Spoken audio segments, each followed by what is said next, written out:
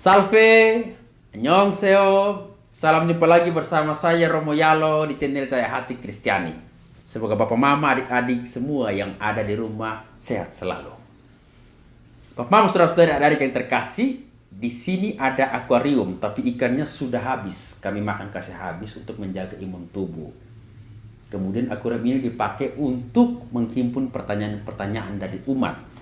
Maka pada kesempatan ini Romo akan menjawab pertanyaan-pertanyaan dari umat mengenai persoalan kehidupan, persoalan dalam keluarga, juga persoalan dalam cinta dan lain sebagainya.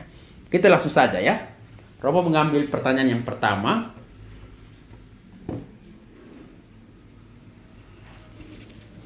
Pertanyaan pertama dari umat. Romo, saya sudah berdoa dan memohon pada Tuhan, tapi Tuhan tidak pernah kabulkan doa-doa saya. Apakah Tuhan sudah melupakan saya? Hai adik, yang pasti ketika engkau dilahirkan di dunia ini, Tuhan selalu mengingatmu dan tidak mungkin melupakanmu, karena engkau adalah ciptaannya yang istimewa. Maka itu, jangan langsung kita membuat kesimpulan bahwa Tuhan tidak mengingat saya lagi atau tidak mengabulkan doa serta permohonan saya. Yang pertama, apa yang kita minta mungkin tidak baik dalam pandangan Tuhan. Ada orang yang benci dengan sahabatnya, kemudian dia bilang, Tuhan, singkirkan dia dari hadapan saya, biar dia tidak tinggal dengan saya lagi.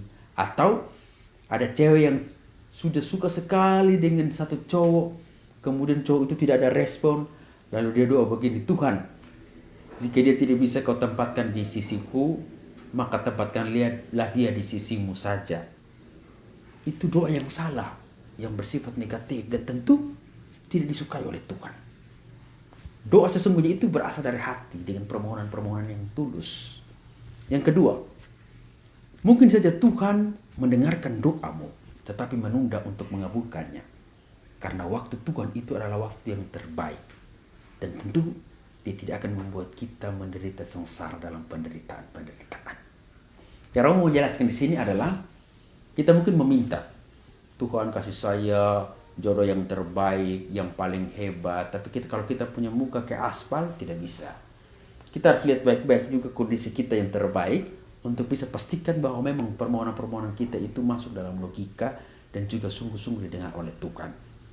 Karena itu saudara-saudariku yang terkasih, mungkin saja hari ini Tuhan belum mengabulkannya. Pasti di minggu depan, bulan depan, atau tahun depan, dia akan kabulkan. Karena dia sudah melihat ketulusan hatimu dan mendengar permohonan-permohonanmu itu. Kita lanjut di pertanyaan yang kedua. Romo ambil ya. Pertanyaan yang kedua. Romo, apakah dalam pacaran itu kita wajib bersetubuh? Karena setiap kali pacaran, pacar saya selalu meminta saya untuk tidur dengannya. Ini kamu pacar kalau ada di sini saya taruh dengan kayu kering betul-betul ini. Ini saya tidak main gila ini.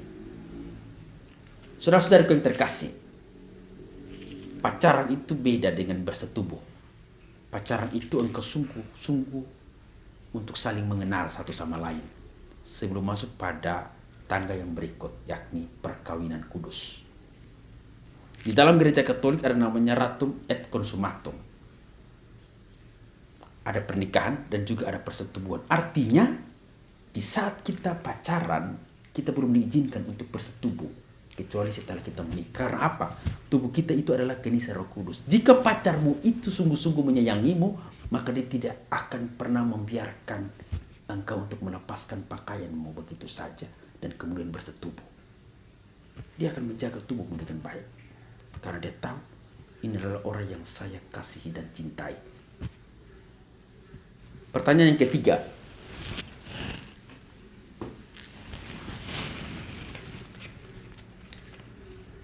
Romo, saya menyayangi pacar saya, tapi saya juga mencintai orang tua saya. Orang tua dan pacar saya sering kali bertengkar atau bertentangan. Siapakah yang harus saya pilih? Wah, berarti ini dia meminta Romo untuk pilih salah satu nih. Mari Romo jelaskan ya. Orang tua adalah sosok penting yang lewat mereka kita ada di dunia. Tidak ada orang tua yang membenci anaknya. Karena apa? Setiap kali anaknya berbuat salah, pasti orang tua selalu membuka pintu maaf untuknya. Pacarmu datang di saat engkau sudah dewasa. Tapi sejak kecil sampai besar orang tua yang menjaga dan memahami engkau punya karakter kehidupanmu, sifat-sifatmu, sikapmu juga. Karena itu mungkin orang tua tidak menyukai pacarmu itu pasti ada beberapa hal yang belum engkau tahu. Bisa juga karena tutur kata pacarmu yang salah, atau juga tingkah lakunya, atau juga sedikit cuek dengan orang tua, atau tidak berkomunikasi dengan baik dengan orang tua. Bapak dan mama punya feeling yang baik supaya anaknya tetap bahagia. Karena itu ketika dia melihat pilihan dari anaknya itu, pasti dia memberikan koreksi sedikit. Apakah sosok ini cocok untuk mendampingi anak saya atau tidak. Maka itu Romo sarankan. Cari akar masalah dulu dan selesaikan secara kekeluargaan. Mungkin saja ada perbedaan-perbedaan yang tidak engkau ketahui, seperti perbedaan kepercayaan atau agama, atau juga tingkah laku dari pacarmu itu. Misalkan di depan orang tua dia sifatnya lain, sedangkan di depan engkau dia sifatnya lain. Pasti orang tua punya asumsi tersendiri untuk hal-hal seperti itu. Maka itu saudara-saudariku, bersuka cita karena ada orang tua yang selalu menjaga engkau. Mungkin saja dengan kemarahan, tapi itu ungkapan cinta yang paling tinggi untuk saya. Karena dia tahu ini adalah pemberian dari Tuhan dan saya tidak boleh membuang dia begitu saja. Harus terus menjaga dia, bahkan setelah dia menikah pun juga. Cari akar masalah dengan baik dan pasti engkau akan menemukannya di situ. Setelah itu, engkau boleh memilih yang terbaik untuk kehidupanmu. Tapi ingat, jangan pernah melepaskan orang tuamu dan cintanya akan tetap melekat pada kehidupanmu. Mungkin untuk sementara Romo menjawab 3 pertanyaan ini. Jika ada yang masih mau bertanya lagi, silakan tulis di kolom komentar channel YouTube ini. Dan ingat, jangan lupa bahagia.